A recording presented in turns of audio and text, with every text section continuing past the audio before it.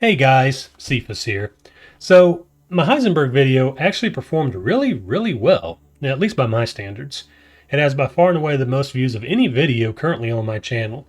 And I really appreciate that. You know, when you're a more small time, up and coming YouTuber, every single view, every single sub is kind of like being given a gold bar, and I cherish it as such.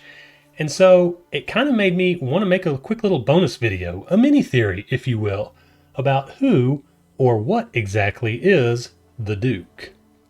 Now, obviously, there will be spoilers for Resident Evil 8 New Horizons. And full disclosure, I'm not sure that this is my headcanon either. I'm not claiming this is the gospel. I can see where there's some holes in the logic, and you might have to stretch things a little bit here and there. It's really just another angle to look at everything from, right? It's a fresh perspective. It's all for fun. The Duke is your merchant in Resident Evil 8.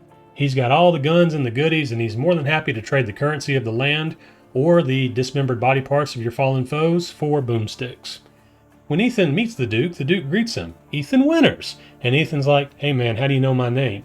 And the Duke's like, "Well, anyone who's anyone's heard of you." And Ethan's like, "Alright, that's kind of a dodgy answer, but I mean, okay, I guess. Well, who the hell are you?" And the Duke said, "Call me the Duke."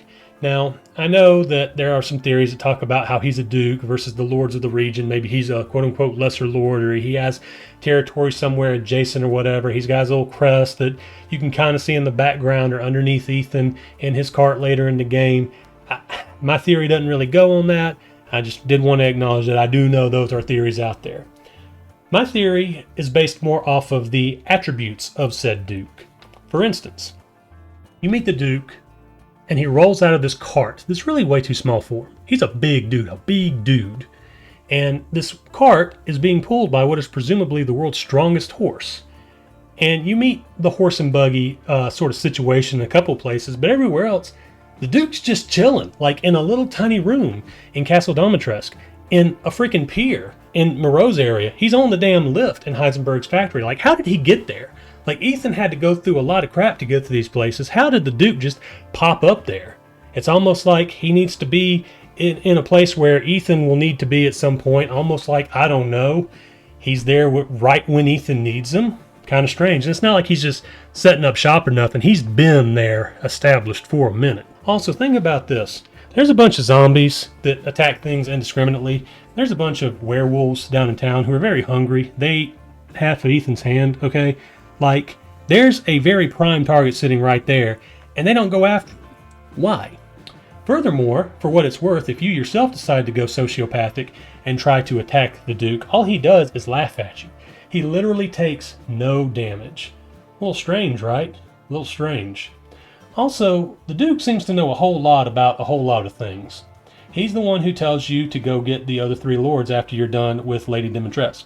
He's the one who tells you, "Fret not, for although you only hold a piece of your baby in your hand, the whole thing can be put back together later, I promise." Ethan even freaks out, like, thinking that the Duke is somehow on their side or whatever, and starts getting, like, uppish with the Duke. But the Duke's like, "No, trust me. Trust me." He knows exactly where to send Ethan, points to the exact house he needs to go to. He knows a lot. And you can kind of kick this off as, well, he's a merchant, and, you know, he needs to know things. He needs to be in the right circles. That's BS, all right? Furthermore, at the end of the game, when the Duke is wheeling Ethan back to the ceremony site so he can go fight Mother Miranda, Ethan asks him, he says, "Hey, Duke, what are you?" And the Duke says, "Well, I can't even answer that," or something to that effect. It's almost like, it's kind of a throwaway thing. It's, ooh, the aura of mystery. But I think that the Duke's nature is really more complicated than just a simple ABC answer. And it's not the sort of thing that they can, like, you know, brew a pot of coffee and discuss at length because Ethan's got to go get his baby back. I think, you ready? The Duke is a figment of Ethan's imagination. Now, before you get mad and click off, let me explain. The Megamycete in this game is built up to be almost something like a cloud server. Anyone who's affected with the mold from the Megamycete can have their consciousness uploaded, for lack of words, to the Megamycete. And that's how people can be brought back. It's how Ethan comes back. It's how Rose is brought back. And even though she's not really brought back, you do see Evelyn in the cloud, like making fun of Ethan for being dead. Like, that's an established thing. So maybe the Duke met an unfortunate end, but he still had the mold in him and is somehow able to superimpose himself into Ethan's mind in certain key places. As far as, like, the trading of guns for currency or whatever, maybe he is superimposing himself over like a soldat or something.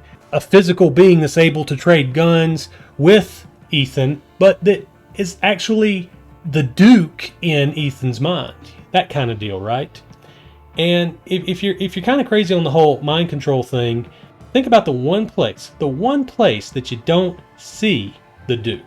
House Beneviento. You see him at Castle Dimitrescu. You see him at Moreau's Pier. You see him in Heisenberg's factory. But you don't see him at Donna's house. Because she already has the mind control thing sort of going there.